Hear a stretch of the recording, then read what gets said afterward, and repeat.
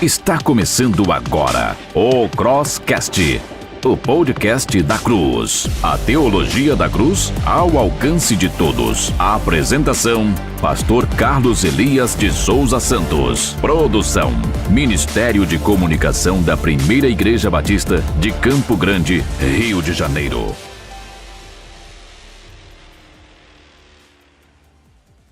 Olá pessoal, boa noite, que alegria estarmos juntos aqui nessa noite, sexta-feira, 8 de março de 2024, confirmando com você aqui 21 horas 32 minutos e nós estamos aqui, Dia Internacional da Mulher, o último programa que fizemos do Crosscast com a nossa querida Simone Quaresma, com certeza ele foi planejado, pensado e idealizado para mostrar o quanto e como as mulheres têm abençoado o ministério da igreja, o trabalho das igrejas, não é? Assomado junto com seus pastores e com a sua liderança para uma grande obra do Senhor. Parabéns, mulheres, Dia Internacional da Mulher, estamos no episódio 20 do nosso Crosscast. Hoje, obviamente, por uma questão de agenda, os convidados são convidados muito especiais, nós não temos hoje mulheres no programa, fizemos isso no programa anterior, mas eu quero agradecer muito os dois convidados que vieram participar conosco de um grande tema hoje, no dia 8 de março. Teologia da cruz, teologia da glória. Quando nós iniciamos o projeto do Crosscast, um dos aspectos principais que eu orei como idealizador do programa foi pedir ao nosso Deus, bondoso Deus, que nos desse orientação sobre o que deveríamos usar como pauta, como encaminhamento do programa. Existem muitos programas hoje, todos os pastores e igrejas estão produzindo seus podcasts, estão montando suas divulgações, e nós aqui também o fazemos. Mas eu tinha um ideal, promover a mensagem da cruz. Veja o nome do nosso programa, Crosscast, né? Cast, a transmissão, Cross, cruz, a transmissão da mensagem da cruz. E quando lançamos a ideia de que a teologia da cruz está chegando na sua casa, alguns irmãos começaram a perguntar, pastor, eu entendo bem a expressão teologia da cruz, compreendo os seus objetivos, mas gostaria de um programa sobre a história disso. O que significa a teologia da cruz, obviamente, então, em contraponto à teologia da glória, tão em voga, né, desde o século XV, XVI, final do século XV, início do século XVI, combatida veementemente por Martinho Lutero. Um tempo em que a igreja tinha lá uma série de indulgências, né, vendendo relações com a eternidade, não é? Haviam peregrinações para antiquários, para museus, não é? Haviam cultos, procissões ou missas focados no conceito de que sua presença neste tipo de cerimonial era uma espécie de garantia da glória. Combatendo tudo isso, Lutero desenvolve a teologia da cruz e não faz isso sozinho, obviamente. O que Lutero faz é resgatar a refinadíssima teologia do apóstolo Paulo, analisando suas epístolas, suas cartas, epístola aos Romanos, Gálatas, Coríntios, né, textos magníficos sobre a exaltação à teologia da cruz, a ponto do apóstolo Paulo dizer que não tinha nada nele para se gloriar, a não ser na cruz de Cristo. Já faz ali um grande paralelo. Meu querido, é sobre tudo isso que vamos tratar hoje aqui, nesse dualismo e nesse conflito que há entre a teologia da cruz e a teologia da glória. Para debater conosco na noite de hoje, nós convidamos dois convidados ilustres, quase redundante, mas fica aqui a nossa ideia de exaltar a presença dos nossos convidados. Primeiro deles, o doutor Assir de Jerônimo Júnior, querido amigo, né, que está comigo aqui já há bastante tempo, servindo aqui na casa do Senhor. Ele já esteve comigo no episódio 8. Se eu me lembro bem, o doutor Assir esteve comigo no episódio 8, servindo, falando sobre o Deus que não se arrepende. Me lembro disso, doutor Assir. Foi um programa muito bom. Acredito que foi a mesma dupla, inclusive naquela época foi o mesmo parceiro. Doutor Assir de Jerônimo Júnior, bacharel em teologia, né, pelo Instituto Bíblico Betânia de Curitiba.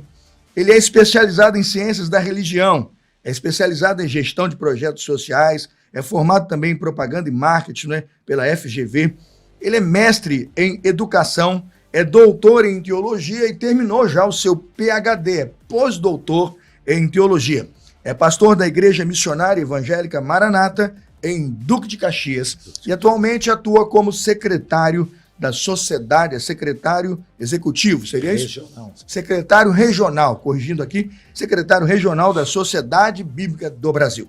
Uma alegria, doutor Assir Jerônimo Júnior, pastor Assir Jerônimo Júnior, ter o irmão conosco. Eu vou dar aqui um minuto, o senhor lá naquela câmera, dar uma boa noite, né, para os nossos convidados e dizer da sua alegria de participar do 20º episódio do Crosscast.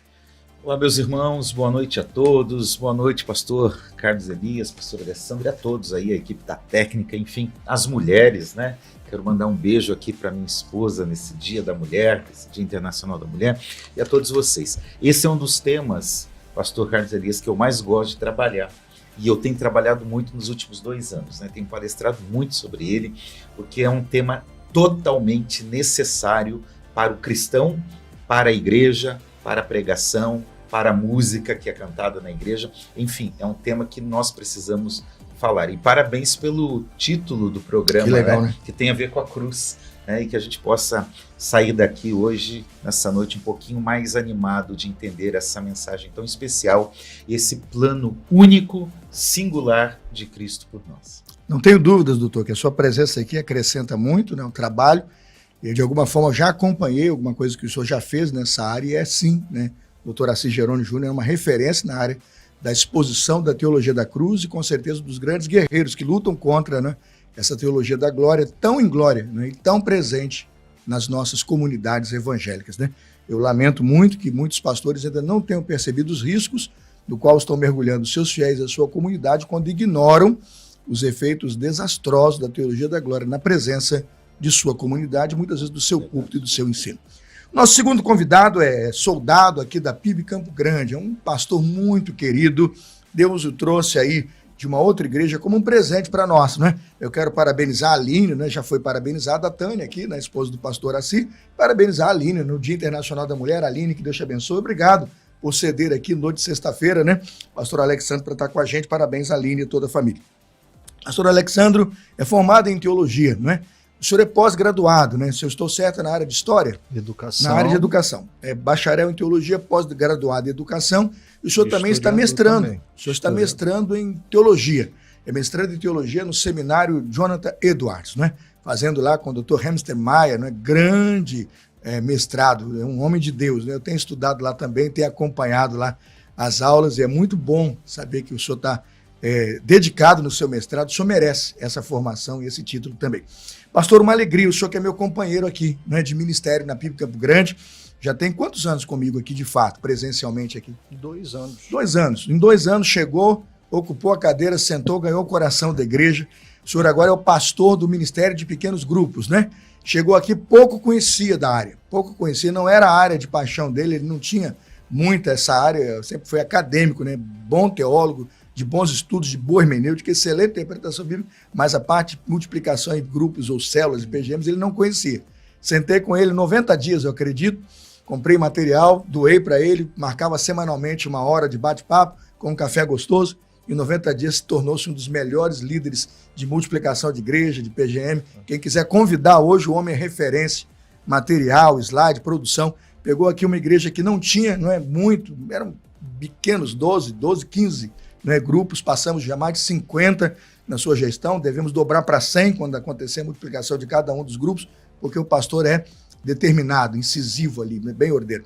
Uma alegria apresentá-lo dessa forma, porque para mim é uma alegria trabalhar com o senhor, pastor Alexandre, e saber que o senhor tem sido uma superação num tema que não dominava e aquilo que agora tomou o seu coração. Naquela câmera, seu boa noite para os nossos ouvintes, a sua alegria de participar, segunda participação no Crosscast. Então, boa noite, pessoal. Terceira, na verdade, terceira. A primeira foi com o pastor Gilson Breder. Gilson Eu já tinha me esquecido. O senhor foi, na verdade, participante do segundo episódio. A missão de Deus é a nossa missão. Está na cabeça, eu esqueci. Isso. Alegria, pastor. Na câmera, boa noite, pessoal. Boa noite, amados. Boa noite, minha querida igreja que assiste aí fielmente e todos aqueles que também assistem e não são da PIB. Meu agradecimento, agradecer o privilégio pelo convite, agradecer ao pastor Carlos Elias, agradecer a minha igreja, agradecer a equipe técnica que está aqui com a gente, agradecer o pastor Assis também, que está aqui, nosso segundo episódio juntos aí, e mandar um beijo para minha esposa Aline e parabenizar todas as mulheres nesse dia tão especial, 8 de março, e a gente está aqui para falar um pouco da teologia da cruz. Essa era uma dúvida minha, pastor. Crosscast, eu sabia que era, né, transmitir a mensagem da cruz. Eu falei, poxa, podia falar da teologia da cruz. Amém. É uma teologia que, no decorrer do programa, a gente vai ver porque que não é tão falada, mas que, graças a Deus, Deus tem levantado alguns pastores para falar dessa teologia tão magnífica, tão especial, que, como o pastor já falou, está tão bem descrita na Bíblia e que Lutero vem trazer à tona. Então, privilégio muito grande estar aqui. Eu só tenho a agradecer a todos vocês e dizer que eu ainda vou chegar lá onde o pastor Carlos Elias tem falado. Eu ainda vou chegar lá. Amém. Então ficou profética a apresentação. Eu vou fazer uma oração. Confiamos aqui que sem Jesus nada podemos fazer. E com esta oração vamos iniciar. São 3 blocos. Vamos fazer 3 blocos aqui maravilhosos para que a nossa comunidade, os nossos irmãos sejam abençoados com a edificação e a presença de vocês entre nós. Vamos orar? Senhor, obrigado por esse programa, mais um episódio. Tem sido para nós uma alegria servirmos aqui hoje no 20º episódio do Crosscast e trabalhar um tema tão relevante como a teologia da cruz. Combater, ó Deus, a teologia da glória é nossa missão aqui, sim, porque nós queremos tirar a ideia de uma religião antropocêntrica, voltada para o homem, focada no homem, onde o homem, com seu próprio esforço, tenta alcançar a glória de Deus. Sendo isso impossível na revelação da Escritura, nos ajude a ajudar os irmãos que nos ouvem a confiar e a crerem que a Escritura tem sim uma cruz de Cristo, um Cristo crucificado que nos conduz à glória com toda a obra da redenção. É assim que oramos, assim pedimos humildemente, em nome de Jesus. Amém. Amém. Irmãos, vamos lá ao primeiro bloco. Vamos lá, queridos. Primeiro bloco. Crosscast, o podcast da cruz. Não poderia ser diferente. No primeiro bloco, a pergunta é a pergunta simples. Não vem de lugar nenhum, não precisou, né? Vem do próprio diretor do programa.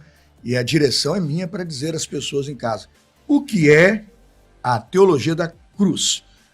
Pastor Alexandre, vamos definir um pouquinho o teólogo Lutero aí. O que Lutero pensava e por que, olhando para os escritos de Paulo, ele defende uma teologia da cruz tão forte, tão poderosa contra uma igreja medieval que estava encaminhando os seus fiéis para uma teologia da glória e não da cruz e do Calvário. Se o senhor me permite, pastor, eu queria falar um pouco desse contexto histórico que Lutero está vivendo.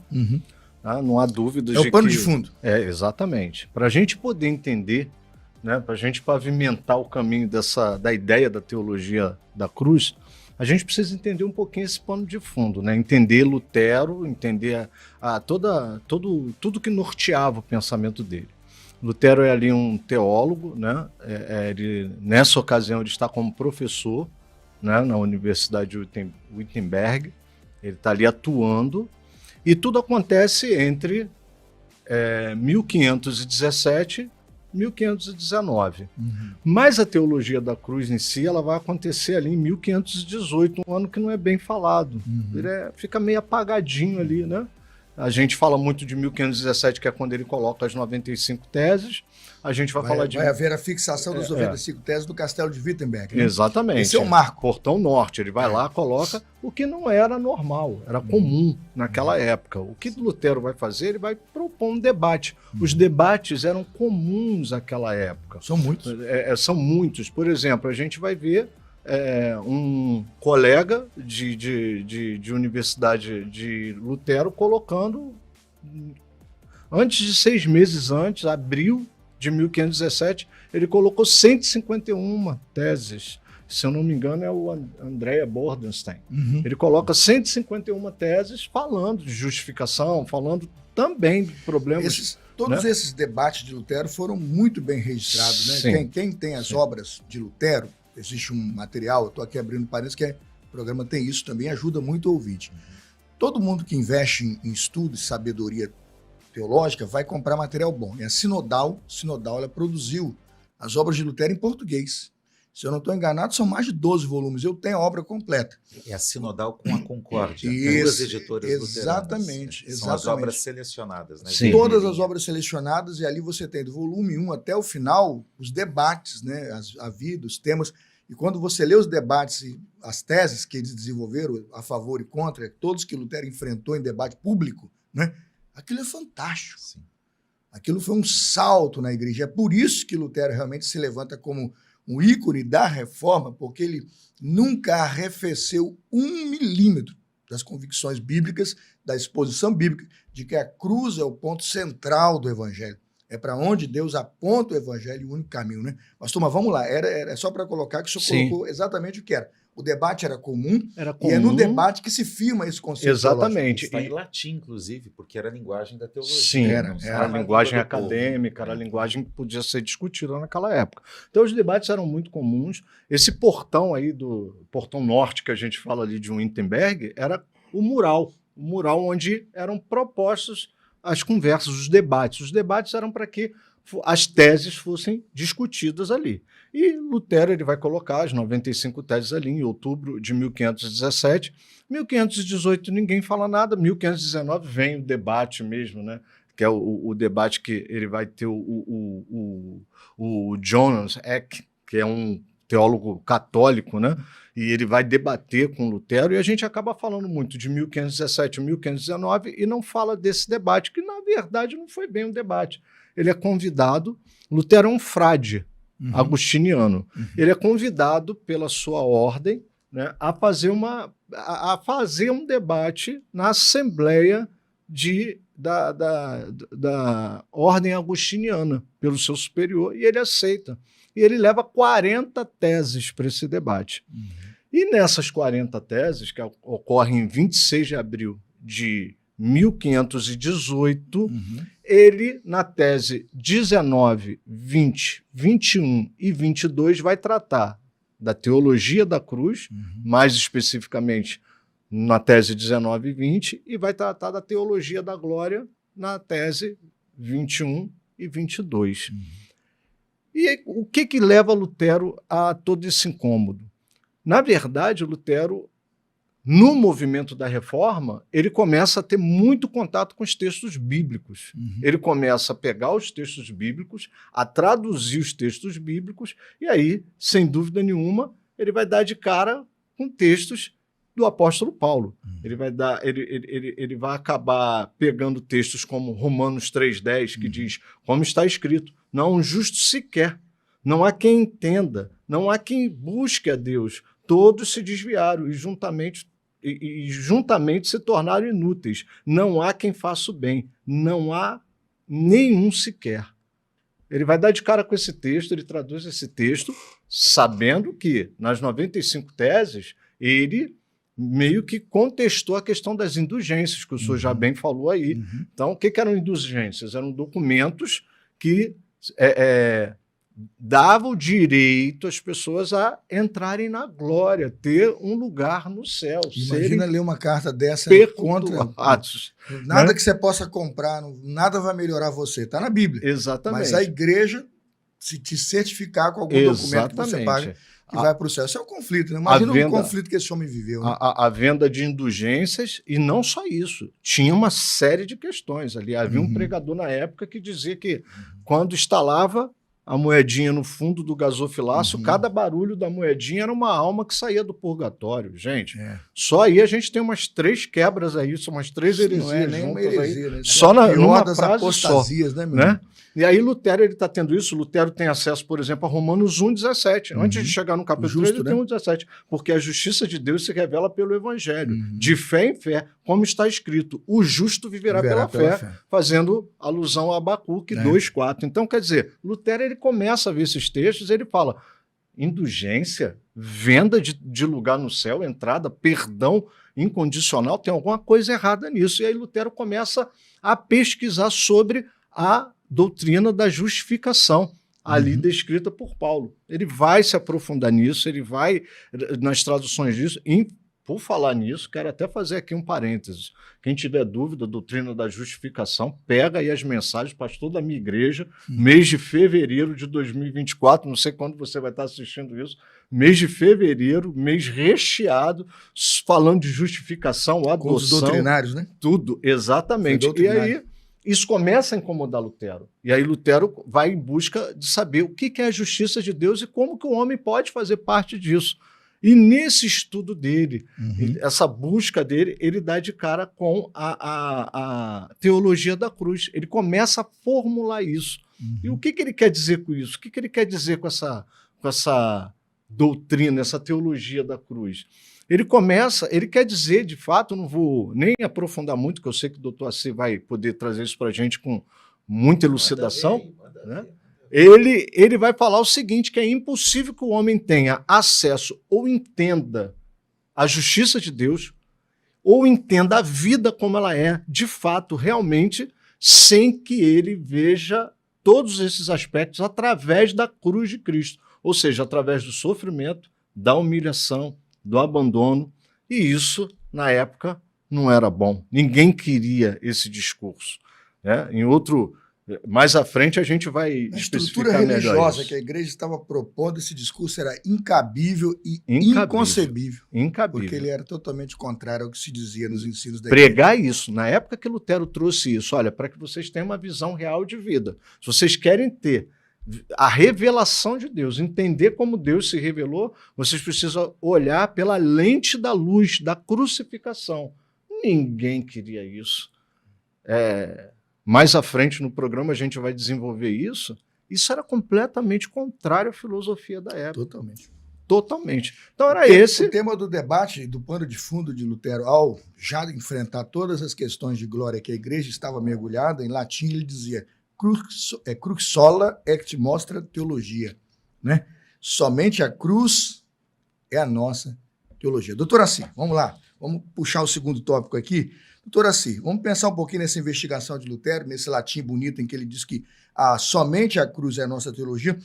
O que isso implica na justiça de Deus, vamos pensar assim, e na doutrina da justificação? Porque é uma virada de mesa ali, absolutamente, né?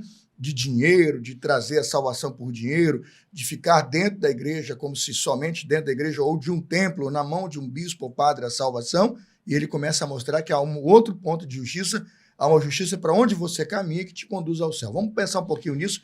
Por que o Lutero foi para essa investigação? Muito bem.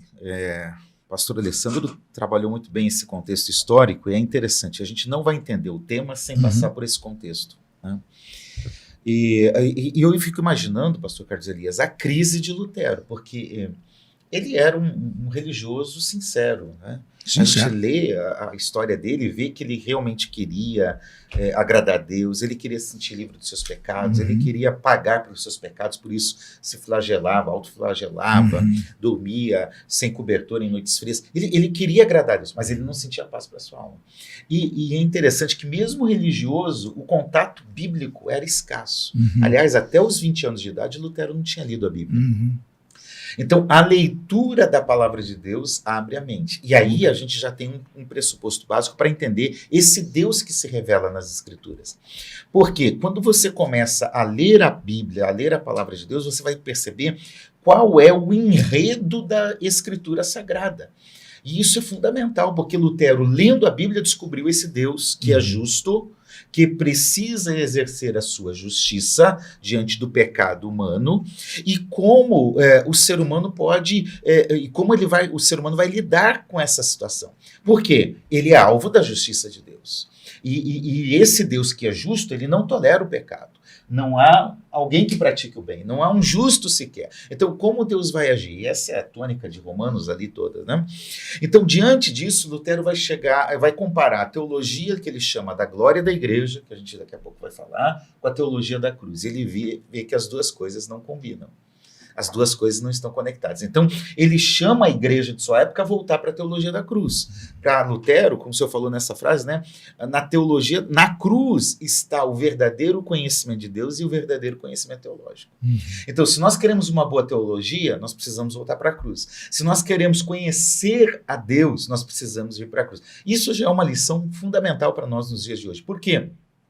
Nós estamos vivendo um cristianismo sem Cristo e uma teologia sem cruz. Já pensou nisso? Já pensou na seriedade que o doutor Assi está dizendo? Ouvinte, é para você recortar e Isso repetir, é muito né? sério. Viver um evangelho sem Cristo e uma teologia sem cruz, é isso? Exatamente isso. Meu Deus do céu, é nada, isso é poeira. Isso é poeira. Né? Esvazia o evangelho. Eu vou dizer uma coisa para você, não serve nem para autoajuda, porque é poeira, é absolutamente, e é de uma torpeza, não é? Porque falta tudo. Se você se propõe a seguir a Bíblia, Cristo, e ser um religioso, no mínimo piedoso e bom leitor da Escritura, não tem nada. Doutor, obrigado por essa contribuição, porque em casa, quem está em casa está esperando é isso. Que a gente ensine e mostre que há fraquezas muito graves na vida com Deus, na relação com Deus, que você não deve ceder. Se você ceder pontos fundamentais da fé, vai entrar no oceano de nada, né? Num niilismo, num vazio que não vai responder às suas questões. Muitos jovens se suicidando, muita gente rica tirando a vida, muita gente saltando de prédios, perdendo, porque vazio. Falta-lhes fundamentos como este que o doutor colocou. Exatamente. Vamos continuar nessa linha aí que estamos realmente combatendo essa teologia vazia aí. Né? E assim, eu participo de alguns grupos de WhatsApp Sim. E também na vivência acadêmica, eu percebo quanto eu conheço mestres, doutores em teologia, que são ateus. Mestres e doutores de teologias que são ateus. Ateus. Tá? Agnósticos, ateus. O que é um contrassenso com a palavra teologia. Exatamente. Ele estuda como cientista. Exatamente. E para ele a tese é que então a teologia está em crise. Que Deus está em crise, provavelmente Nietzsche, né? Que Deus morreu, né? Tem programas de teologia, pastor, que hoje vão totalmente na contramão do que a teologia da cruz propõe, do que a Escritura apresenta. Então, é uma teologia sem cruz. E é um cristianismo sem Cristo, por quê? Existem muitas canções que são cantadas nas igrejas, muitas pregações, e aqui eu coloco entre aspas, muitas pregações que não têm a ver com esse centro. Então, Lutero está nos dando um norte fundamental para o que é ser igreja, como viver a teologia, como praticar a vida cristã. É retornar para isso. Se eu quero conhecer verdadeiramente a Deus, eu preciso passar pela cruz. É isso que Lutero diz. E isso é fundamental, pastor Alessandro. Sabe por quê? Porque diferente de qualquer outra religião no mundo, a teologia da cruz, conhecer a Cristo, conhecer a Deus por meio da cruz, a cruz ali como um pressuposto hermenêutico, é o que vai abrir a nossa visão para entender a singularidade da fé cristã. Num tempo como este, pluralista, em que tudo é aceito, é válido, relativista, em que tudo é verdade, tudo é bom, tudo está certo, nós precisamos resgatar a singularidade da mensagem cristã. E nesse sentido, qual outra religião tem um Deus todo-poderoso que se torna um bebê frágil? Qual outra religião tem um Deus dono do universo que nasce num lugar onde animais comiam? Qual é o Deus que é o Criador que se torna criatura? Qual é o Deus que é o dono da vida que decide morrer? Isso é a cruz. É a cruz que responde a essas questões. Paulo usa uma palavra forte, né? Escândalo. Né? É o escândalo. É escândalo. É escândalo. No pensamento helenista, isso é um escândalo. É fora da realidade. Na mente dos gregos, isso seria inconcebível. Pega qualquer divindade grega, estude qualquer um dos mitos das divindades gregas, isso é inaceitável, é isso que eles não aceitam. Exatamente. Então, vamos lá. Existe um Deus que criou o ser humano se desviou do seu propósito. A justiça de Deus, porque é um atributo, é uma característica de quem Deus é, precisa se manifestar. Como Deus faz isso? Ora, a igreja da época dizia que era pela indulgência, pela penitência, pelas obras, era tudo isso. Aí Lutero diz, não é isso não. Nós precisamos voltar para a cruz. Então, pastor, eu ouvi uma frase uma vez, eu não lembro quem disse isso, mas eu sei que ela é meio famosa por aí, que estabelece o seguinte: antes de Deus dizer haja luz, ele já tinha dito haja cruz. Haja cruz. Haja cruz. E nós vemos isso em Apocalipse 13:8, né? O cordeiro foi oferecido, foi imolado antes da fundação do mundo. Pedro vai dizer algo mais ou menos, esse cordeiro foi conhecido antes da fundação do mundo. Ou seja, a cruz não é um acidente na história. Eu já vi um pregador dizendo assim, olha, Deus estava contando com Adão e Eva, né? E não deu certo, então vamos criar um plano B? Quem é o plano B? É Jesus. Não, nunca foi. Jesus não é remendo, não é estepe, nunca foi o plano B de Deus. Jesus sempre foi o plano perfeito. A cruz sempre foi o lugar de Deus. Então, nessa perspectiva da teologia da cruz, a cruz é o tema que permeia toda a Bíblia, de Gênesis a Apocalipse, porque ela vem antes da criação e ela consuma todas as coisas ao final. O cordeiro que foi morto, Apocalipse 5, ele está de pé. Ele venceu, ele morreu, foi sacrificado, ressuscitou, está de pé. Então, toda leitura bíblica, toda a vida cristã, ela deve estar pautada nessa perspectiva da cruz. E aí, eu não posso me declarar justo. Eu não posso me salvar. Lutero tem uma frase que diz mais ou menos assim: quando eu olho para mim mesmo, eu não vejo como me salvar. Mas quando eu olho para Cristo, eu não vejo como me perder. Então é exatamente isso. Na cruz nós somos justificados por causa da obra de Cristo, e não da nossa obra. Por causa do que ele fez e não do que nós fazemos. Então, é exatamente isso. Essa mensagem, essa teologia vai mudar a visão e tem que mudar a pregação, tem que mudar o dia a dia, tem que perceber que realmente esse é o plano de Deus para nós. Eu tenho essa fé e creio nisso, né? Eu tenho um irmão, né, pastor, lá em São José dos Campos, pastor Gilson Carlos, Igreja Batista da Graça, São José dos Campos, é meu irmão mais velho. Ele fez um documento para a Fiel, né, editora Fiel, para o site da editora Fiel, e eu pude ler alguma coisa lá. Em algum momento ele fez uma citação e dizia lá que a teologia da cruz repudia firmemente as realizações do próprio homem e deixa Deus fazer tudo para efetivar e preservar a sua salvação.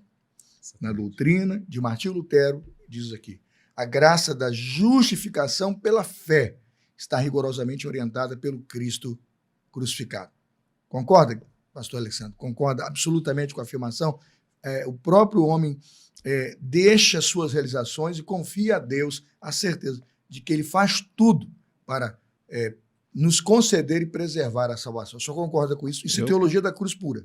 Concordo plenamente. Quando a gente começa a avaliar a teologia da cruz e a gente vai ver o discorrer de Lutero em relação a isso, a gente começa a entender que verdadeiramente é impossível que você entenda a vida, teologia, a vida com Deus a partir da sua realização.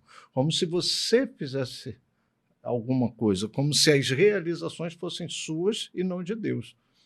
Não tem como entender. Não vai bater a conta não fecha lá no final. A partir das realizações de Deus é que você tem essa visão. Eu gosto muito que Lutero usa aquele texto de Êxodo para exemplificar a teologia da cruz. Quando ele pede para Deus, eu quero ver a tua glória. Eu quero ver a tua glória. E aí Deus fala para ele, olha, você vai ver só de passagem, você não vai ver ela completa. Eu vou te colocar ali, na brechinha da rocha, e só depois que eu passar você vai ver ela passando. E aí Lutero vai trabalhar em cima disso, que Moisés acaba vendo a glória de Deus por detrás, né? Colocando na linguagem mais próxima do latim que ele vai usar. De costas, por detrás. E aí Lutero começa a trabalhar isso. Peraí, mas Deus se revela, mas ao mesmo tempo não está plenamente revelado? Por quê? E é aí que ele vai chegar Quando se revela, também se esconde, né? Exatamente. Essa é a palavra, né? Revela. Revela também, né? E aí Lutero se esconde, né? Lutero vai puxar um gancho que eu acho fenomenal, que é aí que ele coloca a cruz exatamente aí. Que é onde você acha que não está vendo a revelação, é porque você precisa olhar através da cruz. Isso me leva a uma palavra, doutor Aceiro, eu queria que o senhor concluísse o primeiro bloco com essa análise, dizendo que alguns estudiosos dizem que a cruz de Cristo é importante na teologia da cruz, porque ela não é só para buscar a redenção e a certeza de salvação. Eles dizem que ali é o centro da perspectiva de todo enunciado teológico. Aí Lutero vai dizer que a sabedoria da cruz quando a sabedoria da cruz não é entendida, ele afirma isso, quando não entendemos a teologia da cruz com a sabedoria da cruz, ele diz que toda a escritura será um livro trancado, não compreendido, pois a cruz de Cristo é a única chave para interpretar. O senhor concorda com essa análise que Lutero faz de que é a cruz que revela como chave a interpretação de qualquer enunciado teológico na Bíblia? É isso? Toda teologia bíblica, toda teologia sistemática, ela deriva desse centro. Vamos pensar, eclesiologia, a doutrina da igreja. A igreja existe porque existe a cruz. Vamos pensar na pneumatologia. O Espírito Santo age hoje porque existiu a cruz. Sim. Ou seja, esse tema da cruz é o grande centro teológico da Amor de Deus aponta para a cruz. Redenção aponta para a cruz, né?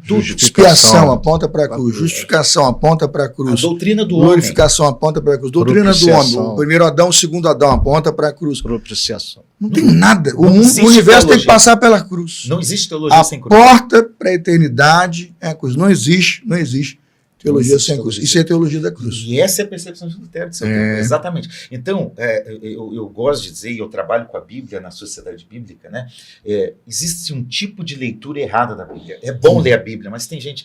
Adão tinha umbigo? Não sei. Não me importa. Né? Alguém tentou até responder isso dizendo que tem, que não tem. Enfim, isso não muda a vida de ninguém. Sabe? Gente que tenta ler a Bíblia com curiosidades. A Bíblia tem uma proposta, a Bíblia tem uma intenção teológica. A intenção teológica, a Bíblia é o livro da salvação. Ela tem uma intenção de relatar o plano perfeito de Deus que cria o ser humano. Esse ser humano se perde, ele resgata o ser humano por meio da obra da redenção na cruz e vai consumar todas as coisas no final. Então, essa é a história da Bíblia. Se eu quero entender a Bíblia, se eu quero entender a teologia, se eu quero viver a vida cristã, eu necessariamente preciso passar pela cruz. A cruz começa em Gênesis e termina em Apocalipse 22. É por isso que Jesus diz em João 5,39, as escrituras testificam de mim. Depois a gente pode pegar outros textos aí de Paulo aos Coríntios, o próprio texto de Jesus ali nos Evangelhos, e a gente vai perceber exatamente isso. A Bíblia não foi escrita para contar a história de Israel. Ela conta? Conta. Ela fala lá de José, de Abraão, de Isaac, do Reino do Sul, fala, mas esse não é o centro teológico da Bíblia. Aquilo existe para apontar para algo maior e melhor. A obra da redenção, a obra da salvação. Exatamente. O pessoal gasta horas com debates científicos, né? Horas a fio, né? E tem coisas ali que não estão focadas para a elucidação científica, nem foram o objetivo, usou-se linguagem comum, pensamento vigente para apontar para a relação e para a experiência daquele homem com Deus.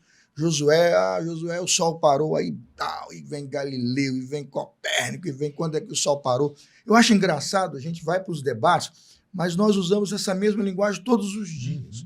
Vamos ali na praia ver o sol se pôr. Vai se pôr droga nenhuma, desculpa a expressão, vai se pôr nada, ele está lá. O sol está lá, no lugarzinho dele. Aí nós estamos no movimento, vamos lá ver o novo ângulo que o sol assumiu. Tá? Fica horrível essa linguagem, quem quer falar isso? Exatamente. Isso fica muito nerd, né? Vamos lá ver o novo ângulo que o sol agora está dizendo. Não tem isso, todo mundo vai dizer. Vamos lá ver o nascer do sol. Não é assim que a gente fala. Vamos lá ver o pôr do sol. Mas isso não existe cientificamente. Mas aí a Bíblia se prevalece da sua fala que você diz que vai ver, aí você diz, isso não é científico, isso nega a Bíblia, por isso que a Bíblia é mentirosa. Olha isso. Eu vejo que nós nos umbigo, né? Quantos anjos na cabeça de um alfinete? Agostinianos. Deus me ajude. Sabe, irmãos, vamos para a cruz. Em nada e em nenhum outro lugar tem outra coisa para me gloriar a não ser na cruz de Cristo. Amém? Amém. Que bloco, hein? Que bloco. O pessoal de casa deve estar assim com os cabelos em pé. Que coisa boa, né? Que coisa boa fazer teologia pura, cristalina. Aqui no Crosscast a gente tem tereré na guampa, né? Que coisa boa. Que coisa boa, né? Aqui tem, como é que é os gaúchos lá? Aqui tem mate, né? Mate quente, chimarrão. Aqui tem chimarrão quente, né? Com a sua... Tem bomba e chimarrão aqui. Que coisa boa. Obrigado a vocês, pastores, por deliciarem a nossa audiência, a mim, essa aula que tomei aqui de noite de teologia. Pessoal, vamos dar um intervalo. Deixa eu tomar uma água. Pessoal de casa, pega lá uma pipoca, bota um queijo, bota um bacon, volta. Eu vou acompanhar aqui, por favor, vou acompanhar aqui. Que você não saia, deixa conectado. Quero ver você, inclusive, comentar agora no chat se você gostou, né? Se você não gostou, dá um like. Aproveita agora, se inscreva no canal. Tá? Vai agora no YouTube, inscreva-se no canal do YouTube, Crosscast Oficial, ativa o sininho. Outra coisa, tira uma foto da TV ou faz um print do celular e diga, tá trabalhando, tá participando. Semana passada eu prometi no episódio anterior aí com o pastor Vinícius Lopes, eu prometi que eu ia dar um livro para quem fizesse uma foto e colocasse essa foto, marcasse o Crosscast Oficial no Instagram, né? Eu prometi, eu fiz a palavra, olha, quem tirar uma foto mais bonita. E sabe quem ganhou? É ela, sempre ela, Dia Internacional da Mulher, Cauane. E eu quero pedir para a Cauane vir receber aqui o Vivendo com Integridade do Hamster Maia, da editora Fiel. Dá um jeitinho, Cauane, passa por aí, vem correndo, porque ela está nos estúdios hoje. E foi ela. Agora é interessante, eu verifiquei o horário lá. Ela fez antes de eu falar. Esse é crente orientado pelo Espírito Santo, viu? Eu pedi o negócio, fui lá e vi. Mas depois eu fui descobrir que ela fez antes de eu pedir. O que é um crente revelado, meus irmãos? Cauane, receba Vivendo com Integridade. Dr. Hamster Maia, nosso professor, né? De mestrado lá. Ótimo. Ótimo. Camarada é pastor reformado, íntegro, muito bom. Quero passar as suas mãos. Você merece. Obrigado, agradeço o pessoal lá. Parabéns aí. Pessoal, intervalo, a gente volta já. O Crosscast volta já. Fique ligado.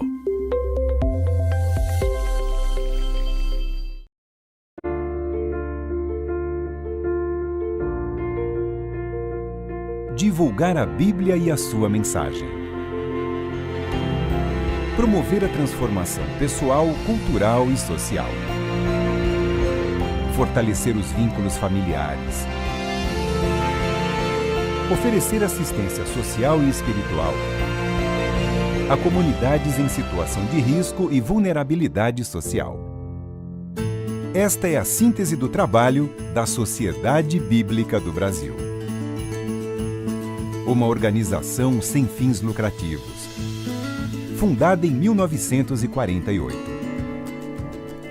A Sociedade Bíblica do Brasil faz parte das Sociedades Bíblicas Unidas, aliança mundial com mais de 2 séculos de história, presente em mais de 200 países. Criada para que a Bíblia esteja ao alcance de todas as pessoas, em uma linguagem que possam compreender e a um preço que possam pagar.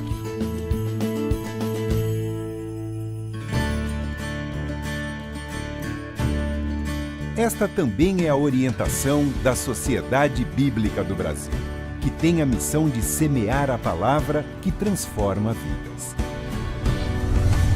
Seu trabalho está baseado no ciclo de vida da Bíblia. A Sociedade Bíblica do Brasil traduz a Bíblia nas versões preferidas dos cristãos brasileiros, sempre fiéis aos originais. E também apoia projetos de tradução para línguas indígenas nacionais e de imigração. A gráfica da Bíblia foi criada para viabilizar a distribuição de escrituras no Brasil, combinando alta qualidade e custos reduzidos. Sua produção também atende a sociedades bíblicas de todos os continentes. Sempre em sintonia com os avanços tecnológicos, a Sociedade Bíblica do Brasil oferece a Palavra de Deus em diferentes plataformas para todos os segmentos da população.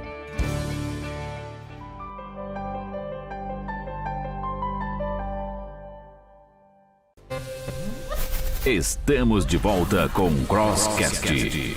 A apresentação: Pastor Carlos Elias. É isso aí, pessoal, estamos de volta. Que bom, né? Ninguém saiu, né? Eu estou pedindo para você agora, faz o seguinte, pega o nosso link, divulga para alguém, né? Tá gostando do programa, divulga para alguém. E se você não estiver gostando também, divulga para quem você não gosta. Pronto, vai ajudar a gente também. O importante é você não ficar de fora do programa. Tem que participar, tem que se envolver. Coisa boa você tem que divulgar e coisa ruim você manda para quem você não gosta, tá bom? Mas dá um like aí, o evangelho, meu. O evangelho não tem quem não gosta, o evangelho é poderoso.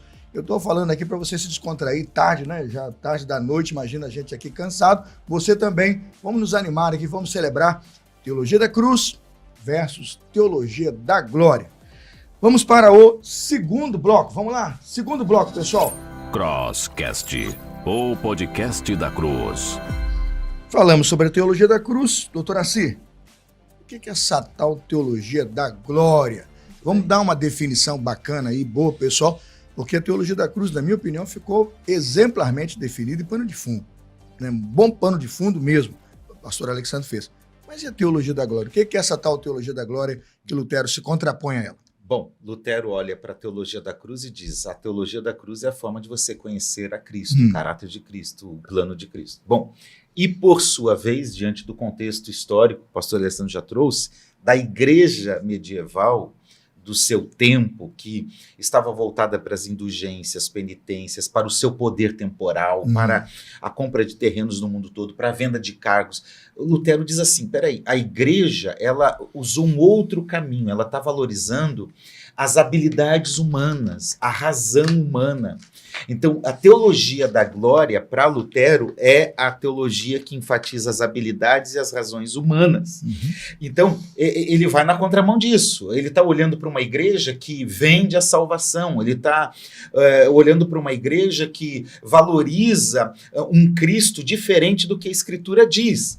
E aí nós precisamos então perceber que para ele a teologia da cruz, ela conduz o ser humano a buscar a sua justiça própria nas obras, ao contrário da justiça de Deus, da justificação.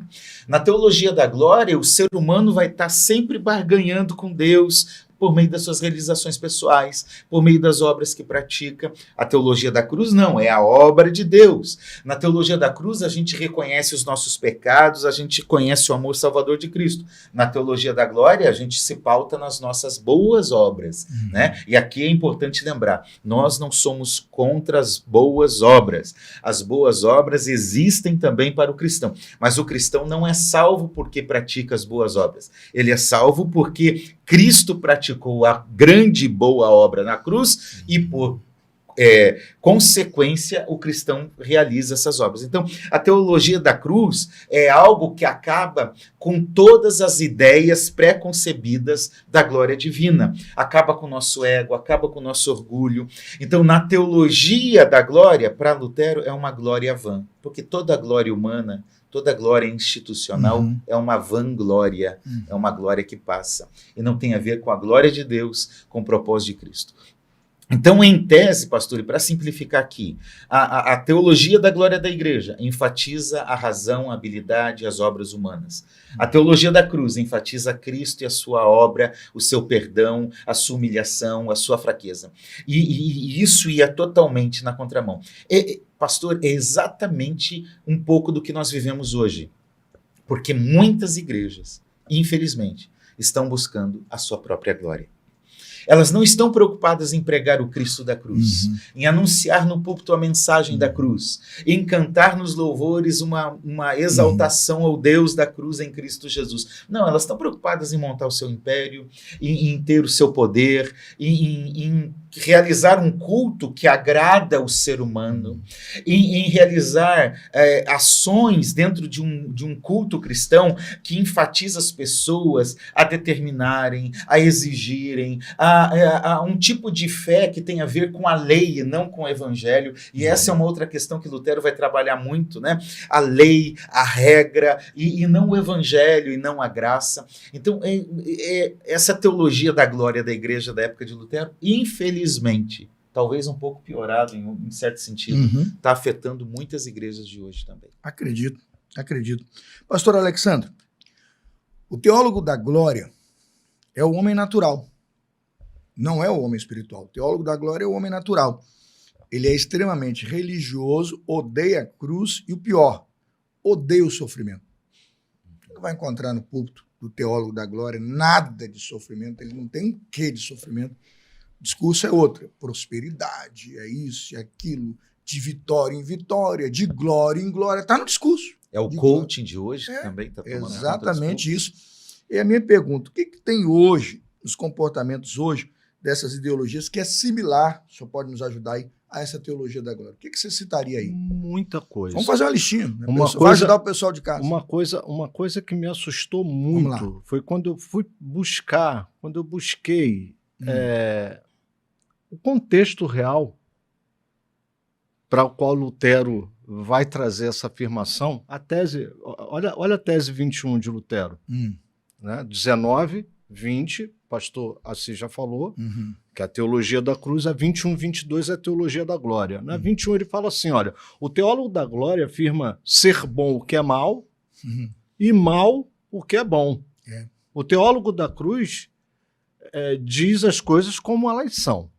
E aí eu fui olhar, falei, poxa, Lutero está falando isso, ele fala muito para teólogo. E aí eu descobri que uma das principais questões de Lutero, ao se referir à teologia da glória, e eu tinha essa dúvida, por que ele separou? A teologia da cruz tão rica, ele fez o contraponto. Lutero faz o contraponto na tese 21, 22 e fala teologia da glória, ele nomina. E aí eu fui ver. Bom, a gente está vindo de um contexto, como já foi explicado, que tudo era o poder papal. Na verdade, eram dois poderes, o poder papal e o poder real, como eles falavam, que era o poder do governante, vamos dizer assim. Só que o poder papal era aquele que intermediava o poder real com o Altíssimo. Era mais ou menos o seguinte, o cara só tem o poder real porque é a vontade de Deus. E para que esse poder real ele fosse justificado ou estivesse de fato ali, né, avalizado, estivesse ali, né, genuíno, ele era conquistado através de grandes conquistas, batalhas, vitórias em guerras, as cruzadas avançando, né, falando aí um pouco de história, e a riqueza da igreja, a riqueza papal. E isso era evidência de que estava tudo bem e que Deus estava ali. Esse era o termômetro. Esse era o termômetro. Aliás, Então, se a gente está conquistando o território através das cruzadas, o poder está sendo estabelecido, nada nos afeta, o Papa tem acumulado riquezas. Opa, Deus está com esses caras. Sim. A glória de Deus está aí. E aí, o que eu achei incrível era os sermões. Lutero está falando dos sermões, dos teólogos que pregavam na época. E aí ele enumera pelo menos uns 3 tipos de sermões. E eu fiquei, assim, bestificado com isso. O primeiro sermão é um sermão que vai falar só de conquista, de vitória. Era um sermão utilizado na época para envolver os cidadãos para que eles pudessem pegar em armas.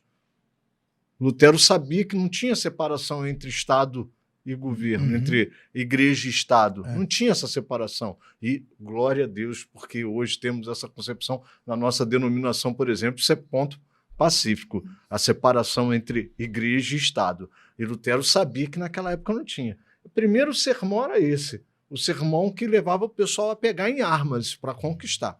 O segundo sermão, por incrível que pareça, o problema da época, sermões temáticos.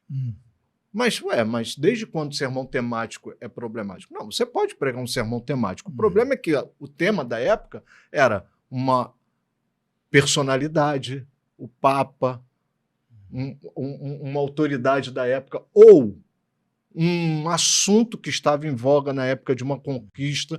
Então, Se não for biográfico, é uma fofoca, deve ser, né? Exatamente. O cara pegava o Desculpa aqui, tema... viu? Eu tô apelando, mas é verdade. Eu Ele- estou traduzindo o que eu ouvi de casa, quer saber o que significa tudo isso aí. Ele pegava o tema, falava assim, hoje eu quero pregar sobre o Papa. Ele não pregava sobre a palavra, vou pregar sobre o Papa. E depois ele arrumava, descontextualizadamente, textos bíblicos que amparassem esse tema. Né? E por último, olha que incrível, um sermão emocional. Um sermão que tocava as pessoas. Fica que segurando o órgão lá no fundo. Exatamente. Eu já vi isso, hein? worship não é de hoje só, não, hein? Não. Eu tô pensando que o problema era de hoje, rapaz. Nada, pastor. Ô, pastor, o senhor teve que vir aqui para mim. Olha aí, Época vou pedir medieval. todo o Ministério de Adoração da Igreja para, por favor, visitar o episódio 20 hoje aqui, porque nós estamos arrebentando aqui, viu? Explodindo com as estruturas hoje aqui. Baixa Idade Média, e os caras fazendo sermão emocional. Era o sermão que quebrantava os ouvintes, fazia com que os ouvintes ficassem mais propensos a todo e qualquer pedido, fosse financeiro, contributivo, Misericórdia. de envolvimento político ou alianças, né, políticas. Eles usavam do sermão emocional. Então, é a partir daí que Lutero vai bater, porque... Psicologizando seria um negócio desse tipo aí. Exatamente. Porque ele vai perceber que isso esvaziava totalmente. Quando você tem essas 3 formas de sermão, você não rasga João 16:33. Isso que Jesus falou não tinha espaço, pastor. Sim. No mundo tereis aflições, mas tem de bom ânimo. Eu venci o mundo. Primeiro o cara fala de aflição para depois falar de vencer. Não, isso não é o discurso que vai dar certo. Não é o discurso que vai levar esse pessoal a fazer o que a gente quer. Então, esse é o contexto. E aí, a partir daí, Lutero começa a trabalhar essa teologia da glória e ele vai falar o seguinte, a tese 22 ele vai dizer, pelo fato de odiarem a cruz de Cristo, os homens da época vão se apegar à sabedoria, à glória e o poder. Então, a teologia dessa época, ela conferiu ao homem um poder sobrenatural, onde ele tinha que valorizar essas características: sabedoria, glória e poder. De Deus? Não. Do homem. Puramente do homem, infelizmente, né? Imagino que na época da teologia da glória, o problema na Idade Média era médio. Hoje o problema é agudo, viu? Hoje o problema é agudo. Sabe o que é como interessante? que ampliou, né? Sim? Que é É porque nessa época ainda se tentava comprar um terreno no céu. Hoje querem comprar terreno na terra. Na querem terra. ter poder na terra. Tem que ter na terra. Se você for procurar hoje fizeram uma análise, né, de propriedades e imóveis nas igrejas, e muitos reinos estão poderosos, né? Nós temos terreno, propriedade, aeronaves, né? São aquela frase de Pedro que nós não mais podemos usar. Não tenho prata nem ouro, mas o que tenho te dou. Hoje eu falei assim, eu não posso te dar nada, mas tem prata e ouro, se ajudar, a gente tenta resolver o teu problema. Porque tem esse lado, mas não tem o outro, né? Estamos perdendo, né? Doutor Assi, vamos lá. O que a gente pode aplicar bem mais aí sobre essa ideia da teologia da glória, como um risco, o pastor colocou alguns sinais hoje, mas como um risco a pessoa que está numa igreja dessa, que risco ela está correndo e incorrendo, caminhar nesse tipo de mundo e ficar nesse tipo de discurso e está participando desse corpo, dessa comunidade. Está em risco esse crente? Vamos lá, poder, sabedoria humana. Tudo isso tem a ver com um tipo de culto e de igreja voltada para si mesmo e não para Cristo. Veja, quem não entrou já num culto e disse assim, poxa, hoje o culto não estava legal, hoje o culto não foi bom. Consumidor. É alguém que sai não do entendeu. papel de adorador para consumidor. Né? Sim, e simplesmente, isso está muito comum hoje, esse trânsito religioso. A pessoa vem aqui na PIB de Campo Grande, viu, o senhor falou alguma coisa que ela não gosta, ela vai ali na esquina, eu nem sei se tem alguma igreja na esquina, mas vamos lá, vai ali na igreja da esquina e pode encontrar uma mensagem diferente de alguém que vai massagear o ego. Porque o culto se torna voltado para a habilidade humana, para a razão humana, para a sabedoria humana. É o culto preparado para agradar o consumidor. E aí a pessoa não gostou de alguma coisa aqui, seja estrutural, seja no conteúdo da mensagem, seja no jeito de ser igreja, ela vai procurar um outro mercado religioso onde ela vai encontrar esse serviço. E aí você está invertendo. Isso é glória humana.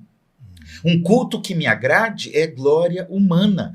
O culto não é para mim, o culto é para Cristo. E a gente tem três perspectivas. Tem gente que vem assistir o culto, ele é um espectador, um consumidor. Tem gente que vem participar do culto. Eu, pela SBB, eu vou pregar em muitos lugares, em muitos eventos, que eu fico admirado de que tem músico que vem, faz a parte dele e sai fora, vai embora. Porque chamada participação especial, né? Profissional. Ele só participa do culto. E ele não está ali para cultuar. Quem é o centro do culto? É interessante que na época da Reforma Protestante, há um pintor, Lucas Cranach. Ele vai escrever, eu não sei se a gente consegue depois compartilhar aí com quem está assistindo essa imagem de alguma forma no canal, mas ele pinta o que passa a ser o novo culto cristão. Né? O culto da Idade Média era cheio de relíquias, cheio de coisas, um ambiente pesado. Ele pinta o novo culto cristão e ele coloca Cristo crucificado no meio da igreja. De um lado o povo, de outro lado o próprio Lutero ali. O Lutero está com uma mão nas Escrituras e a outra apontando para Cristo. Né? O que é isso? Qual é o papel do pregador? É se firmar na palavra de Deus e pregar sobre o Cristo crucificado. O povo que está do outro lado, antes de enxergar o pregador, enxerga Cristo. Porque o culto tem a ver com já Jesus. Está apontado para ele, né? Já está apontado para ele. É ele. Cristo que é o centro do culto. Não é o ser humano, não é para me agradar. Veja, eu não estou dizendo que num culto a gente não pode orar por uma necessidade, por uma petição. Não estou dizendo isso. Isso faz parte. A Bíblia ensina a suplicar, a pedir também. Levar a Deus. A apresentar a Deus. Mas o culto tem a ver com ele.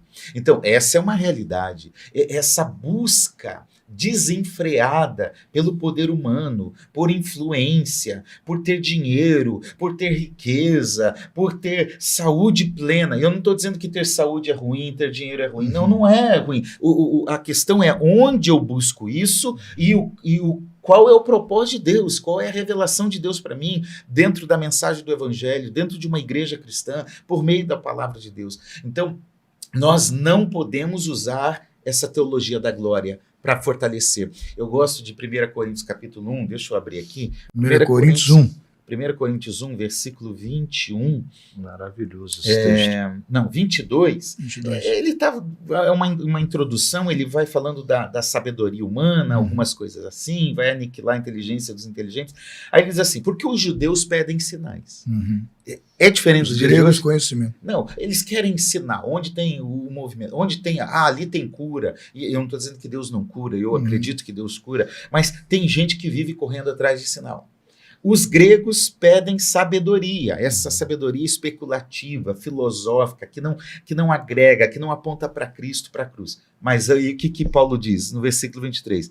Mas nós pregamos o Cristo crucificado, que é escândalo para os judeus e é loucura para os gentios. É isso. Então, diante de uma proposta, de uma religião, de uma igreja supostamente cristã, que hoje usa o nome de igreja, abre uma Bíblia que parece ser de igreja, que fala do nome de Cristo de igreja, nós precisamos voltar para a centralidade de uma mensagem de uma igreja cristocêntrica, de louvores, de músicas cristocêntricas. Tem músicas cantadas com nome de gospel que não adoram a Jesus, que não exaltam a Cristo, que não falam da sua obra na cruz, mas que falam, tem uma música aí, pastor Carlos Elias, eu não vou falar o nome dela, mas ela diz assim, se você não me ajudou quando eu estava na prova, na dificuldade, você vai me ver no palco e vai ter que me aplaudir. Mais ou menos assim a letra da música.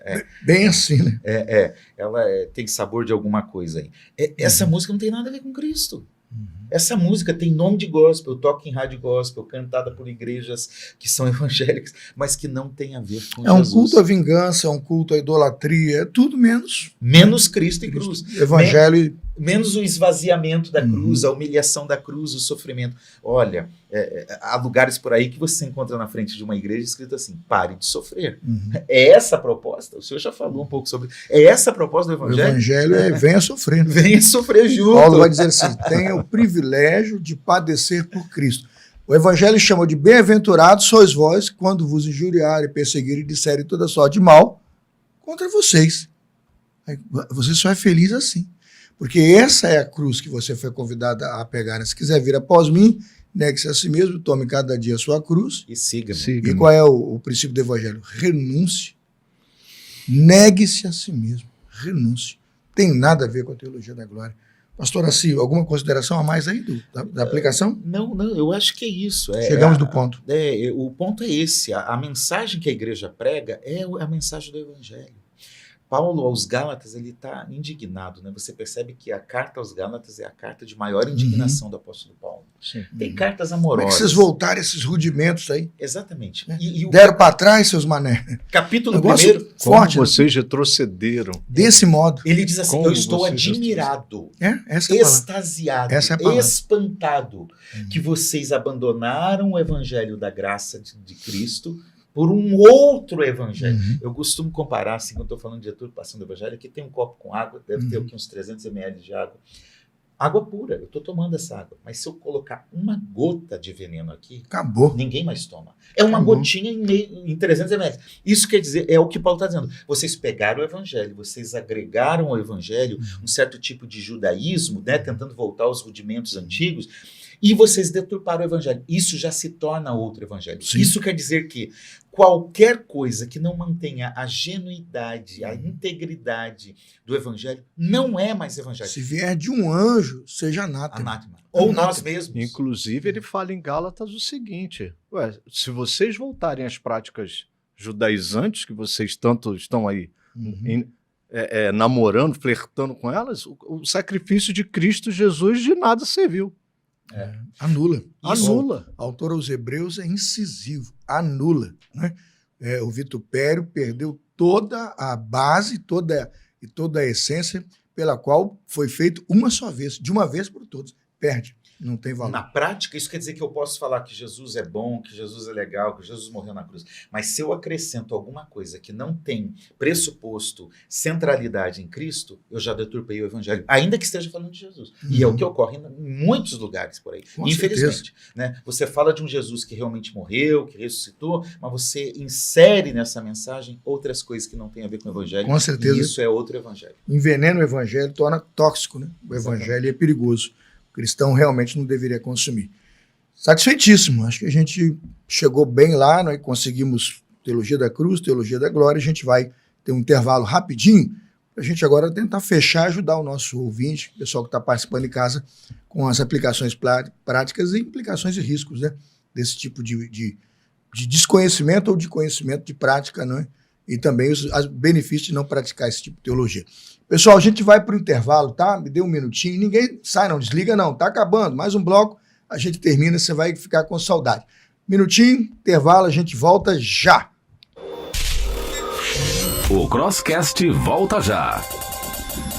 Fique ligado.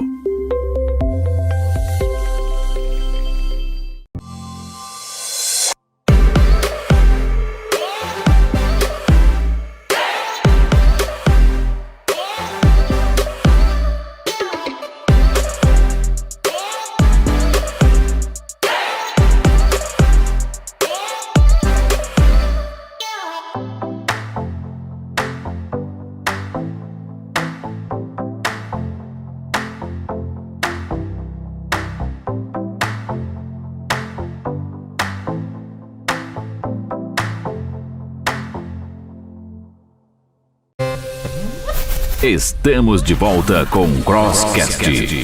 A apresentação: Pastor Carlos Elias.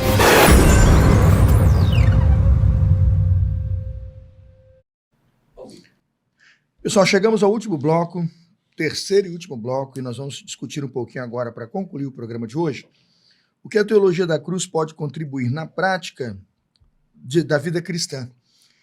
Na prática, como isso influencia, como podemos absorver esse evangelho genuíno, que é a teologia da cruz, e fazer com que ele seja realmente experimentado, experienciado e seja em benefício da minha igreja, da minha comunidade e da minha fé. Que a teologia cristã pode contribuir na prática da vida cristã. Pastor Alexandre, começa com a gente, dá uma dica para nós, como que podemos nos beneficiar na prática disso. Bom, tendo em vista essa triste coincidência da época medieval com que a gente tem vivido hoje, de forma aguda, como o senhor colocou. Aguda, não é mais média, né? Não é mais média. O problema era aguda, médio na Idade Média, agora é aguda. Média, agora é aguda. Daqui a pouco vai ser grave. A gente tem muito. A gente precisa, na verdade, trazer isso de volta, entender esses pontos. Eu tenho certeza que esse programa aqui vai contribuir com a vida de muita gente. Acredito. Porque muitas pessoas têm vivido enganadas em discursos contaminados com a teologia da glória e não sabem. Vão passar a saber a partir de então. Então, assim, desde que o homem é homem, ele vive com o problema da teodiceia. Né? O problema do mal. A prova disso é que o provável autor de Jó, que é Moisés, e aí provavelmente ele tem escrito isso lá no começo, né? A gente vai ver 37, 38 capítulos de Jó aí falando sobre o mal. E o homem ele vai tentar entender isso. A gente vai ver pelo menos 3 teorias da teodiceia: teodiceia da submissão, teodiceia estética e assim por diante. Mas no final a gente vai entender que quando a gente tenta pegar essas teorias da teodiceia, a gente ou vai colocar um atributo para Deus que não existe, um atributo pecaminoso, ou então a gente vai transformar Maquiavel em teólogo, né? Os fins justificam os meios. O homem ele tenta explicar a presença do mal de várias formas, e com isso ele se perde. Só que ele também esquece de ir na Bíblia. Ele esquece de ir na Bíblia e pegar, por exemplo, Gênesis capítulo 3, 17, quando Deus vira para ele e fala: por causa do teu pecado a terra se tornará maldita. A gente esquece dessa natureza pecaminosa. Né? Essa natureza pecaminosa que a gente vai ver ela refletida lá em Romanos capítulo 8. Paulo falando que a criação ela anseia a manifestação dos filhos de Deus e que ela geme. Ela está aguardando essa redenção por completa porque ela está gemendo. Por quê? Porque ela foi amaldiçoada por causa do pecado. O homem ele não atribui à natureza pecaminosa o problema do mal. Ele quer arrumar alguma coisa, ele quer responsabilizar alguém, né? E ele esquece, por exemplo, de Lamentações 3:39, por que se queixa um homem? Queixe-se cada um dos seus próprios pecados. E aí o que ele faz? Né? Na ausência de alguém que possa ser responsável, né? Já que ele odeia a teologia da cruz, ele quer a teologia da glória, onde é que ele vai fazer? O que ele vai fazer? Ele vai pegar, ele vai falar, bom, tem que ter alguém responsável. Esse responsável sou eu, mas um responsável diferente, um responsável glorioso, um responsável que só vence, um responsável que só ganha. E aí, onde é que isso vai contribuir para os nossos dias? Pragmatismo. Cuidado. Você que está nos assistindo, cuidado com o pragmatismo. O pragmatismo, infelizmente, o pragmatismo religioso, ele tem invadido as igrejas. Isso dá origem à teologia coach, que já foi discutida aqui, acho que foi um episódio com o pastor Lucas, um outro pastor. Volta nesse episódio para você entender a teologia coach. Você não é o ponto fraco de Deus, né? Exatamente. Pragmatismo, pastor. A primeira coisa que a gente precisa entender é que não é o meu esforço, não é a minha performance que vai trazer o resultado. Como o homem ele não consegue responsabilizar Deus, ele traz para ele, é como se ele pegasse para ele. Não, depende de mim. Ele não encontra resposta na teologia da cruz, ele traz para a teologia da glória pensando o seguinte: depende de mim. Se eu trabalhar, eu vou lá e consigo, eu conquisto, eu ganho, eu faço, eu aconteço. E aí ele traz o pragmatismo para dentro de tudo que ele faz. Se é o ministério dele, ele utiliza pragmatismo. Se ele vai pregar, ele utiliza pragmatismo. Só que ele coloca o homem como centro. É o que a gente chama de doutrina antropocêntrica. Tira Cristo do centro, tira a cruz, tira o sacrifício, tira tudo e deixa o homem. Você é o responsável, você é o cara. Você é o cara que vai fazer, o cara que vai acontecer. Tudo depende de você. Essa teologia coach, na verdade, ela é o quê? Ela é a nova nomenclatura da teologia da prosperidade. Eu conquisto para mim, eu tenho para mim, eu quero para mim. É a minha satisfação, é o meu desejo, é o que eu quero, essa tal dessa prosperologia que todo mundo está atrás. Por quê? Porque aí ele consegue satisfazer a tal da teologia da glória, porque aí ele vive em vitória, de vitória em vitória, de fé em fé, ele pisa a cabeça da serpente, né? Ele olha como é que ele se coloca no lugar de Cristo. Né? Ele salta os montes. Se a gente for observar as músicas, as temáticas de algumas pregações, chega a substituir o personagem que está implícito em Cristo e coloca o homem nesse lugar. Pisa aí, pisa a cabeça da serpente. Será que é você mesmo que pisou? Será que foi ele que pisou por você? Será que Embaixo dos cabelos dos seus pés, né? Exatamente. Então, o que a teologia da cruz vai trazer para a gente, contribui para a gente hoje? Primeiro, para dizer que chega de pragmatismo, chega de teologia coach, chega de prosperologia. Até porque, qual é o ambiente que a gente precisa ter propício para viver isso? São as igrejas que pegam a hipergraça. Por quê? O que tem a hipergraça a ver com isso? É justamente a igreja em que eu posso fazer tudo, não tem por quê? Eu não devo satisfação. Não. Aconteceu algo de ruim com você? Não, não leve isso para esse caminho, não. Aconteceu porque você não trabalhou, você não fez. Hoje é inadmissível um cara que esteja passando por uma provação, por qualquer problema. Não, alguma coisa ele fez, ele está em pecado. Não, não é assim, as coisas não funcionam dessa forma. Ele tem que colher o que ele plantou. Ele tem que... Não é assim. Graça e misericórdia estão fora desse ensino. Não. Eu não estou aqui discordando da lei da semeadura. Estou colocando que a graça ela vai contrapor muito do que nós fazemos e absolutamente é a redenção, o redimir dos nossos pecados, né? Exatamente. Eu preciso encontrar um ambiente teológico que abarque tudo isso. E que ambiente teológico é esse? São esses ambientes que foi a verdadeira teologia esvaziada. Não tem. Que é a teologia da cruz, a teologia que vai conciliar todas as coisas em Cristo. Não, essa não pode, porque eu preciso ter um arranjo. Eu preciso fazer um arranjo nisso para que o homem ocupe um lugar significativo na produtividade do resultado. Porque aí parece que o controle está na minha mão. Parece que a responsabilidade é minha. Parece que eu é que sou o responsável, que as coisas, quando acontecem, fui eu que busquei esse resultado. E aí fica inadmissível quando acontece um problema e eu estou passando por um deserto, eu estou passando por algo que eu não gostaria de estar passando, mas saiba que Deus está ali com você. E isso é um problema do mal. E que enquanto o Senhor não vier para poder extirpar totalmente esse mal, né? Que é o que falta para nós, né? A glorificação é o quê? O mal deixa de existir conosco. Deus vai retirar o mal. Nós já estamos aí na segunda fase, né? Já não estamos sob o poder do mal, já não somos influenciados por ele, mas a presença do mal está aí. Então, as tribulações... retirados dessa presença do mal. Exatamente. As tribulações, os sofrimentos. Amado, você que está em casa, você está passando por um momento difícil, saiba. Deus me abandonou? Não, querido. Não. Se você olhar para a cruz, você vai ver o que significa abandono. Né? O que está acontecendo? Eu pequei? Não, querido, nem sempre. Mas por que isso está acontecendo? Porque, infelizmente, por causa da natureza pecaminosa, inaugurada lá em Gênesis, na raça humana, inaugurado lá em Gênesis, nós temos o problema do mal. Nós temos o problema do mal e precisamos entender que esse problema só será solucionado em Deus no momento em que Ele quiser fazer. O próprio Jesus diz, não cabe a vocês saber dia e hora. É Ele quem vai resolver isso tudo.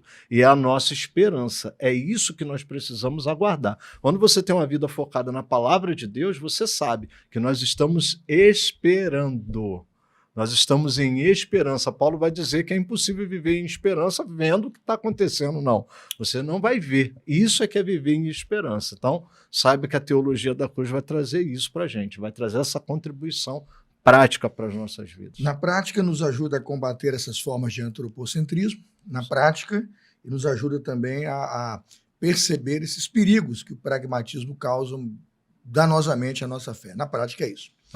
Doutor Assir, vamos lá. Algumas percepções aqui em que a teologia da cruz pode contribuir na prática. Nessa questão de uma vida frágil, superficial e abarcada nessa hipergraça, a teologia da cruz definitivamente ajuda a enfrentar isso? Com certeza, porque a teologia da cruz ela estabelece o pressuposto do que Cristo fez, como eu devo crer naquilo que Cristo fez e como que aquilo se aplica na minha vida. A hipergraça ela vai deixar o negócio meio bagunçado. Né? Não, o que ele já fez está legal, não afeta em nada a sua vida no dia de hoje. É como se a obra de Cristo ela estivesse limitada lá naquele tempo e hoje você vive do jeito que quiser, trabalha do jeito que quiser, faz o que quiser lá fora, não tem problema nenhum, a graça é maior do que qualquer outra coisa. Quando não é isso, a graça existe, é um favor dispensado a nós de forma imerecida, mas ela é uma graça responsável. Ela é uma graça que nos leva a responder também graciosamente a Deus. Então isso muda a minha responsabilidade como cristãos. Né? A gente tem que tomar o cuidado com essa relação lei e evangelho, claro que sim. Tem muitas propostas religiosas e cristãs por aí em que a fé cristã é conhecida pelo legalismo, né? Pela lei, pela regra, pelo uso, pelo costume, pela doutrina da igreja, e isso acaba também com o efeito da cruz. Só que você sai de um legalismo e vai para um liberalismo, para uma hipergraça. Então nós precisamos voltar para o centro dessa teologia da cruz. Né? E eu queria destacar também alguns aspectos aqui. Primeiro, a teologia da cruz muda a minha forma de ler a Bíblia. Eu falei um pouquinho isso no primeiro bloco, mas eu passo a enxergar a Bíblia como um livro da salvação. Eu sempre gosto de dizer, se nós precisássemos resumir a Bíblia em um versículo, qual seria esse versículo? E a maioria responde, e eu entendo que exatamente isso, é João 3,16. Deus amou o mundo, então Deus é o Criador, Ele amou o mundo, Ele deu o seu Filho, ali está o plano, a obra é dar, é a cruz. Esse Filho, Deus amou o mundo, Ele deu o seu Filho por nós, esse Filho morreu na cruz no nosso lugar para que hoje a gente tenha a vida eterna. Esse é o resumo, é a obra de Deus até a vida eterna para o ser humano. Então, nós precisamos aprender a ler a Bíblia com essa ótica. Spurgeon diz assim, eu nunca li um texto nas Escrituras que não conduzisse a Cristo. Então, quando eu leio o Antigo Testamento, eu não estou lendo ali para ver só a história de Israel. Eu estou vendo ali um tipo, uma sombra, um apontamento para a obra em Cristo. Moisés não é o profeta. Moisés diz, vai vir um outro profeta.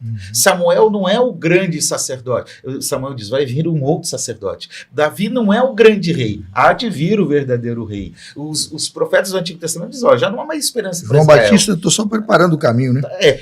Tudo vai apontando para ele. Né?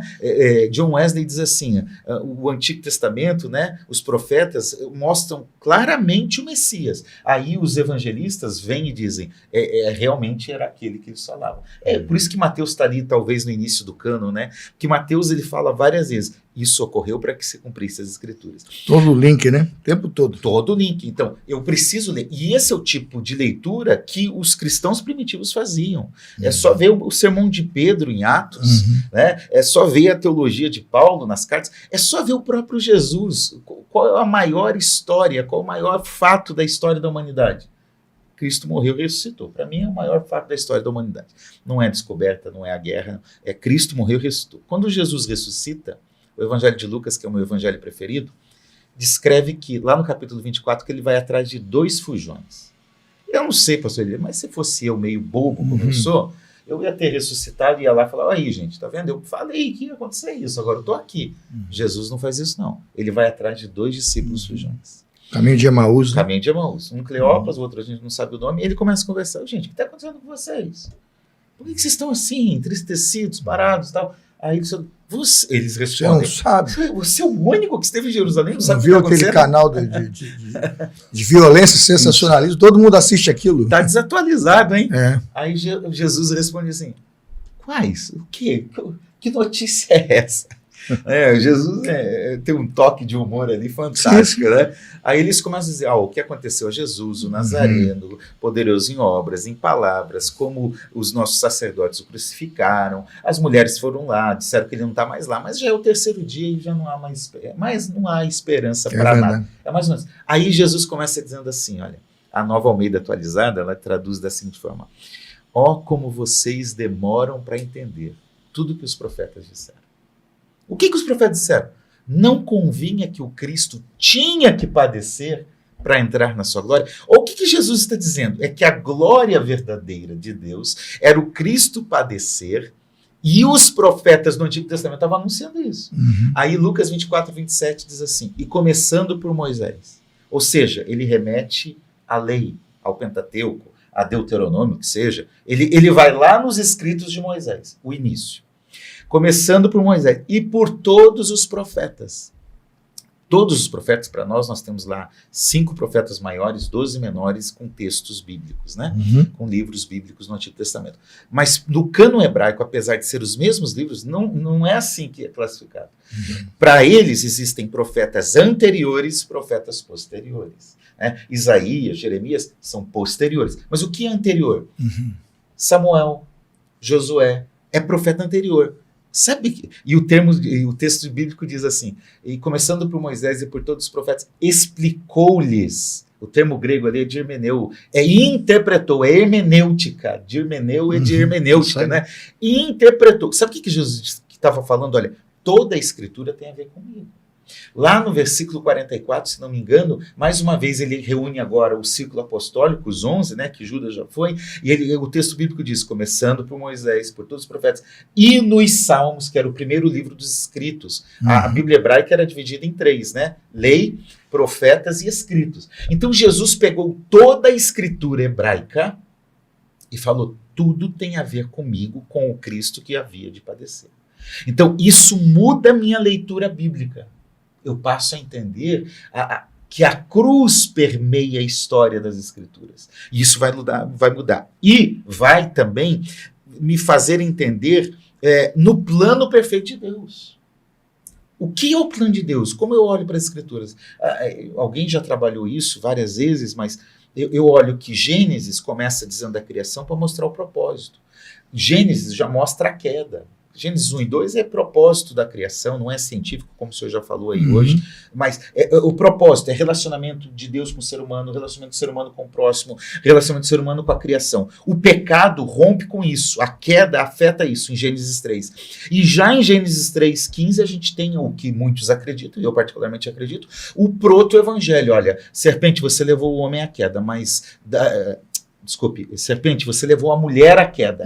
Da mulher que você levou à queda, vai nascer um descendente. Né? Vai pisar a cabeça da serpente. Vai pisar na tua cabeça. Ali aponta para Cristo. Então o Antigo Testamento é uma expectativa de que ele virá, e eu sei que o propósito da criação foi rompido, a queda me afastou de Deus, mas a redenção já foi anunciada. Ali. E ela é concretizada lá nos evangelhos. E o final, o Apocalipse, não é livro de terror, não. Apocalipse é para dizer que o cordeiro que foi prometido, o cordeiro que João Batista anunciou, né? Eis o cordeiro de Deus, ele venceu e está lá. Então isso me dá a esperança de que o mundo não caminha para um caos, a história não está sem sentido, tudo está no governo soberano de Deus. O problema do mal, ele vai ser vencido definitivamente na consumação, mas ele já iniciou a ser resolvido na cruz do Calvário. Porque a cruz foi Quem a vai resposta até de a Deus. cruz tem o seu problema resolvido. Tem, já porque está resolvido. O evangelho é a resposta de Deus para a humanidade. Ali foi consumado. E por fim, né, eu vejo na teologia da cruz de Lutero, é que em certo momento ele diz assim, a cruz do cristão e a cruz de Cristo estão entrelaçadas. Uhum. Né? Ou seja, aquele que, o senhor já usou o texto bíblico, aquele que entende isso e passa a carregar a cruz como Cristo, sabe que vai passar por sofrimento, por humilhação. É difícil, porque hoje as pessoas rejeitam o sofrimento, demonizam o sofrimento. Eu não estou dizendo que todo sofrimento é o sofrimento de Deus, né? Tem sofrimento por causa do pecado, mas o que eu quero dizer é que há como ter esperança e fé. Quando a teologia da cruz está na minha vida, quando a obra de Cristo me alcançou, eu tenho esperança mesmo em meio ao sofrimento, porque eu confio que aquele que sofreu no meu lugar vai continuar cuidando de mim até o final. E um dia, toda lágrima, toda dor vai acabar, porque nós estaremos com Cristo plenamente. Amém. Olha, queridos convidados, só posso agradecer a vocês, um momento espiritualíssimo que passamos aqui, piedoso, é muito bom passar esse tempo de exercício da hermenêutica, da piedade, né? Do estudo da teologia e da fé cristã. Eu não posso deixar de agradecer, né? Vocês deixarem suas famílias, né? O tempo do ministério, né? O irmão vem de longe, vem de Santa Cruz, o pastor se move de Caxias, né? Move também da casa dele onde vem para cá, às vezes move até do centro, quando vem da Sociedade Bíblica, e se desloca para cá. Eu só posso agradecer, pastores. A gente não tem Pix, mas a gente sempre pede apoio. Pede apoio lá na Sociedade Bíblica, né, no Mundo Cristão. A gente vai pedindo apoio. O pessoal manda para cá, para a igreja, alguma coisa, e a gente faz isso chegar às mãos de vocês como oferta de gratidão. E hoje o nosso melhor presente vem do Dr. Alistair McGrath, né? O Alistair McGrath, ele é um teólogo de Oxford, irlandês, né, mas professor em Oxford. Ele diz o seguinte: a maior compreensão, a mais poderosa compreensão sobre a natureza da teologia cristã, a igreja conheceu, é a teologia da cruz. E ele escreve Lutero, pessoal, Lutero e a teologia da cruz, tá? Tá aqui, ó. Lutero e a teologia da cruz, da editora Cultura Cristã. Dr. Alistair McGrath, ele é historiador, é teólogo e produziu esse tratado.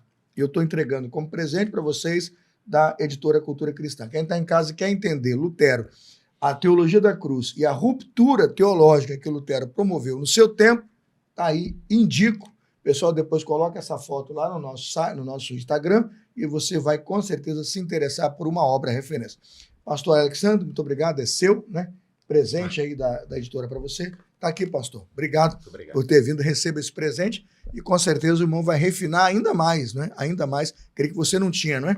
Não. Ainda mais a teologia da cruz com o Dr. Alistair McGrath. Muito obrigado a vocês. Eu vou dar para vocês 1 minuto. Pastor Alexandre, só tem 1 minuto para, naquela câmera, agradecer o pessoal de casa e, né, a encerrar a sua participação. Lembrando, Dia Internacional da Mulher, né? Final do programa aqui. Dona Aline está esperando aquele beijo gostoso, aquele abraço pelo Dia da Mulher. Vamos terminar o programa com a sua palavra final aí. Quero mais uma vez agradecer ao pastor Carlos Elias pela confiança, agradecer nossa igreja, toda a estrutura, agradecer o pessoal da técnica que hoje está aqui com a gente, a Cauane, o Cláudio, o Rodrigo, remotamente. Quero agradecer a cada um de vocês, agradecer a cada pessoa que se propôs a assistir esse programa e que verdadeiramente possa ser uma bênção na sua vida. Um beijo a todas as mulheres que estão aí nos assistindo, as que vão assistir depois. Parabéns pelo seu dia. Minha esposa, parabéns. Minha mãe, Dona Iraci, parabéns. Minha irmã, Vivian. Que Deus abençoe a todos e só tenho a agradecer por esse momento, por esse privilégio. Agradecer ao pastor Assir pela parceria aí de estar aqui conosco, né? E nos deixar aí trocar essas informações valiosas. Amém. Doutor Assir, sua palavra e considerações finais e gratidão por estar encerrando aqui o 20º episódio. Pastor Carlos Elias, um prazer. Muito obrigado pelo convite. Sua amizade me é muito preciosa. Amém. Então, que Deus continue abençoando sua vida, seu ministério. Pastor Alessandro já ficou a dupla fechada. Né? Já estamos aí. Prazer estar com o senhor. Foi muito bom aprender hoje também contigo aqui, a equipe toda, a técnica. A você que nos assistiu aí já nesse finalzinho de sexta. Que Deus continue abençoando a sua vida e que essa mensagem da cruz possa estar sobre você. Tem um cântico, né, que diz: levarei eu também a mensagem da cruz, a minha cruz, Até morrer eu vou proclamar, né? Exatamente. Isso, até por uma coroa trocar. E a vou proclamar também tem isso. Coisa linda. Então, que a gente possa carregar essa mensagem, viver essa verdade, né? Um abraço a todas as mulheres, que Deus continue abençoando a vocês. A minha esposa de forma especial, Tânia, meu amor, te amo, você é uma bênção na minha vida. 25 anos de casamento. Glória a Deus, glória a Deus. Esse ano eu já estou fazendo 29 de matrimônio, né? Agradeço muito a Deus, parabéns, Angélica, Maria Angélica Azeredo Miranda Santos, minha amada esposa, eu te amo. Feliz Dia da Mulher, parabéns à minha filha, Ana Luísa, também, Dia da Mulher, Luísa que tem já seus 25 anos, mulher formada, né? Bem formada nas universidades, pós-graduada, desejo que ela seja muito feliz e abençoada. A minha mãe Gilsa, querida, com quem não tenho tanto tempo para conviver agora, fico aqui à distância, né? Orando, me preocupando e cuidando.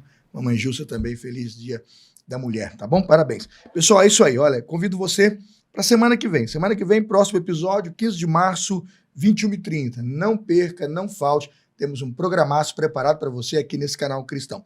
Programa terminando, minha gratidão. Feliz sexta-feira, bom sábado. Domingo, se liga na igreja, não falte à sua igreja, não perca seu culto, participe de um domingo de louvor, adoração, de cura na sua igreja. Amém? Que Deus te abençoe.